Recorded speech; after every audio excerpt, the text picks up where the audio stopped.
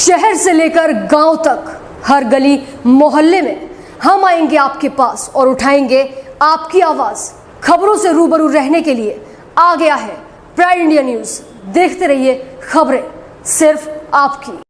मध्य प्रदेश शासन में पिछड़ा वर्ग और घुमक्कड़ और अर्ध घुमक्कड़ स्वतंत्र पंचायत और ग्रामीण विकास विभाग के राज्य मंत्री रामखेलावन पटेल के द्वारा प्रेस कॉन्फ्रेंस का पिछड़ा वर्ग आयोग के पुनर्गठन और धारा 338B में ये गए प्रावधान शक्तियां और कर्तव्यों की तरह मध्य प्रदेश राज्य को पिछड़ा वर्ग आयोग को सशक्त किया गया, पर सरकार यहां जाति और समुदाय को बांटने का कार्य कर रही है।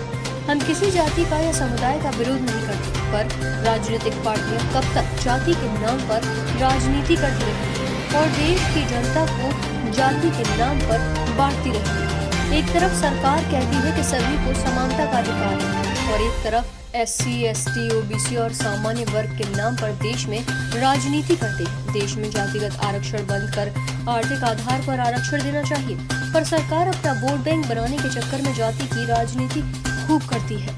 आने वाले चुनाव में पिछले चुनाव की तरह सावर्ण समाज इस बार भी भाजपा को सत्ता में बैठने से रोक सकता है। पिछली बार मुख्यमंत्री शिवराज सिंह चौहान का बयान कौन माई का लाल आरक्षण बंद करेगा, ये बयान शिवराज सिंह चौहान को महंगा पड़ा और प्रदेश में भाजपा की सरकार को हार का सामना करना पड़ा, जिसके बाद भाजपा ने विधायकों को खरीद कर सरकार बनाई।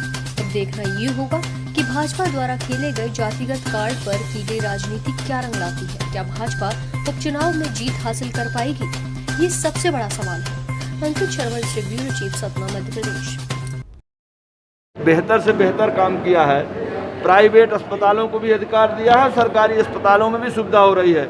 हमारे पास हमने सैकड़ों लोगं को चिरायु में एडमिट कराने का काम किया है और Rewa medical college, Jabalpur medical college, जहां ज़रूरत होती है मैं लोगों को प्रवेश दिला के उनको ठीक कराने का काम करता हूँ। और पंचायत और ग्रामीण विकास मंत्री हैं आप, तो इस पर क्या कुछ चल रहा है मध्य प्रदेश में आगामी दिनों में क्या चलेगा, कैसा? पंचायत एवं ग्रामीण विकास मंत्री गाँव के गाँव में है ना, पंचायत में जो काम चलते हैं, रोड बने, नाली बने।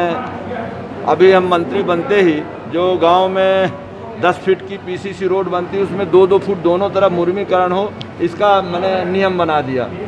और ग्राम सभा जो है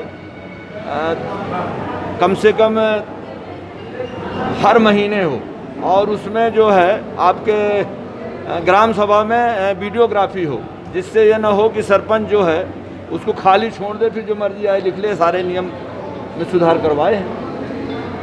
माननीय मंत्री जी, एक बड़ा सवाल ये है कि आपकी सरकार बदनाम हो रही है। आज भी ताज़ा घटनाक्रम में कोठी थाने में CCTV फुटेज सामने आया है जिसमें कि पुलिसकर्मी ट्रकों से अवैध वसूली करते नजर आ रहे हैं। तो इसको रोकने के लिए, क्योंकि आप भी जानते हैं कि ट्रकों से अवैध वसूली कुछ वर्दीधारी करते हैं, आप लोगों ने अवगत कराया है। तो मैं यहाँ जो आपके यादव जी SP साहब आए हैं उनसे कह के निश्चित रूप में उसमें सुधार कराने का काम करूँगा।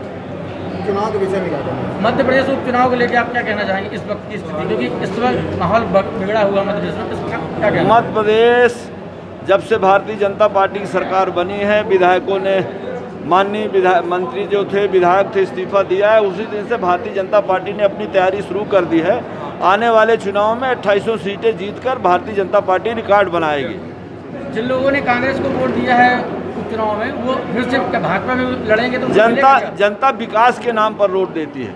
इस मध्य प्रदेश की गिनती बीमारू राज्यों में होती थी। जब से भारतीय जनता पार्टी की सरकार बनी, इस प्रदेश को विकसित बनाया, इस प्रदेश को स्वर्णिम बनाने के प्रयास में है और निश्चित रूप से भारतीय जनता पार्टी के विकास के कार्य को देख के, यशस्वी मुख्यमंत्री शिवराज सिंह जी के विकास के कार्य को देख के मध्य प्रदेश की जनता भारतीय जनता पार्टी को वोट करेगी और 2800 सीटें जिताएगी। कोरोना काल में इतना पीड़ित रही जनता, इसके बाद भी क्या देगी भाजपा को वोट? अब ये तो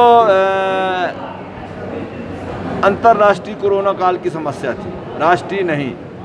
फिर भी मध्य प्रदेश में जितना अन्य प्रदेशों में कोरोना से पीड़ित रहे, मध्य प्रदेश में इतने पीड़ित नहीं हुए। निश्चित रूप से सबका समय से इलाज कराया गया, सबकी जान बचाने का काम हुआ। सिंहपुर घटना के संबंध में क्या करना चाहते हैं? सिंहपुर घटना के संबंध में तो कह चुके हैं कि उसमें जो जैसी माने शिकायत हुई थी कि वहाँ के SI TI प्रभारी की लापरवाही थी, उसके खिलाफ गैर इरादतन हत्या का आरोप पंजीबद्ध हो गया। हमारे मध्य प्रदेश के श्री मुख्यमंत्री ने न्यायिक जांच आयोग बैठा दिया, SIT गठित कर दिया और उसमें निष्पक्ष जांच करके निश्चित रूप से जो दोषी होगा उसके खिलाफ कार्रवाई की जाएगी। मंत्री जी, कानून व्यवस्था हाथरस जैसे घटनाएं हो रही हैं, इसमें क्या कहें? वहाँ तो उत्तर प्रदेश में